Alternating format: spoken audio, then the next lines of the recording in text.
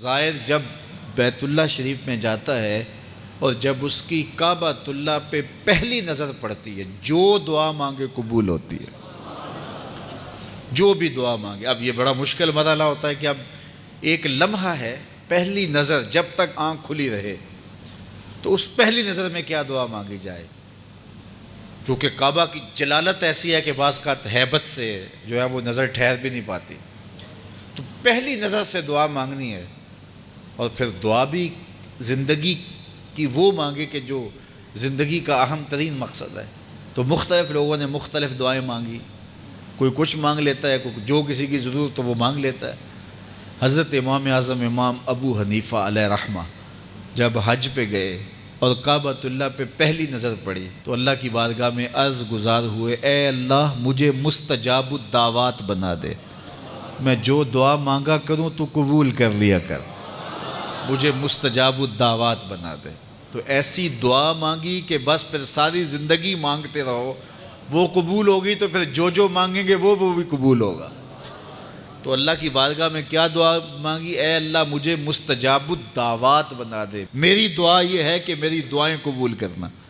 تو یہ پہلی نظر پہ جو دعا مانگی جائے قبول ہوتی ہے۔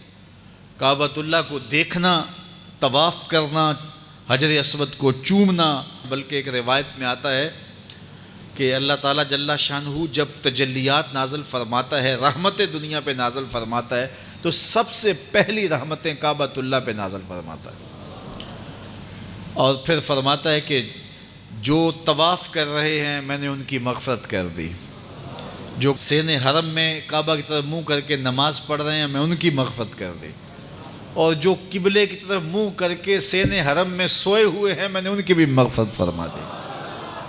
اللہ اکبر، یہ کتنی کرم نوازی ہیں۔ تو میرے حضور نے فرمایا اس بابرکت گھر سے نفع حاصل کرو، یہ گھر 2 مرتبہ ڈھا دیا جائے گا اور تیسری مرتبہ آسمان پہ اٹھا لیا جائے گا۔ 2 مرتبہ ایسے حالات پیدا ہوں گے کہ کعبۃ اللہ گرایا جائے گا، اور پھر تیسری مرتبہ قیامت کو اللہ تعالیٰ اس کو آسمان پہ اٹھا لے گا۔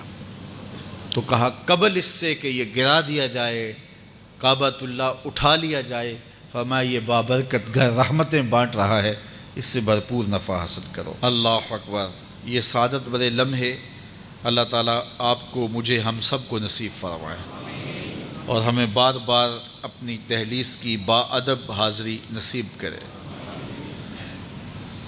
حج کی بہت ساری قسمیں بیان کی گئی ہیں،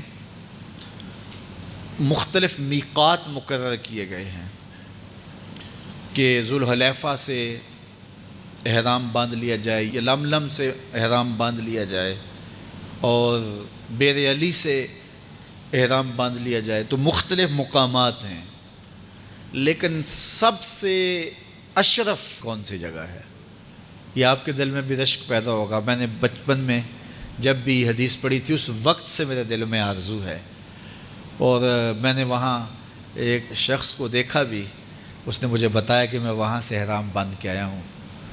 تو سب سے یہ آپ سب کی آرزو ہوگی، اور یہ دعا کریں کہ اللہ ہم کو یہ لمحے نصیب کرے۔ سنو رسول اللہ کا فرمان، جس نے جو ہے وہ حج یا عمرے کے لیے احرام باندھا، کہاں سے؟ من المسجد الاقصی، مسجد اقصی سے، الی المسجد الحرام، وہاں سے اللہ کے ایک حرم سے احرام باندھا، اور عمرہ حج آ کے کیا مسجد حرام میں، اس کے جو پچھلے گناہ ہیں وہ بھی معاف ہو گئے، جو بعد میں کرے گا وہ بھی معاف ہو گئے۔ تو یہ آرزو کس کی نہیں ہے کہ یہاں سے فلسطین جائیں، مسجد اقصی کے صحن میں احرام باندھے، اور وہاں مکہ المکرمہ جائیں۔ یہاں ایئرپورٹ سے احرام باندھ لیے جاتے ہیں نا، پھر مسجد اقصی سے احرام باندھے۔ تو سب سے افضل تو یہ دعا کرو، میں آپ سب کے لیے دعا کرتا ہوں، اللہ آپ کو اور مجھے کم از کم ایک عمرہ اور ایک حج ایسا نصیب کر دے۔ دل سے دعا کرنی ہے، اور اس دعا میں صرف حج اور عمرے کی دعا نہیں، مسجد اقصی کی جو ہے وہ آزادی اور فلسطینیوں کے لیے بھی دعا ہے۔ اے اللہ ہم سب کو ایک حج اور عمرہ ایسا ادا کر دے کہ ہم احرام باندھیں مسجد اقصی سے اور کھولیں مسجد حرام میں۔ تو یہ ایک ایسا عمرہ ہے، ایسا حج ہے کہ جس کا صلہ اللہ کے رسول نے یہ ارشاد فرمایا کہ ایسا حج کرنے والے کے پچھلے بھی گناہ معاف کر دیے جائیں گے، جو بعد میں ہوں گے اللہ ایڈوانس انہیں بھی معاف فرما دے گا۔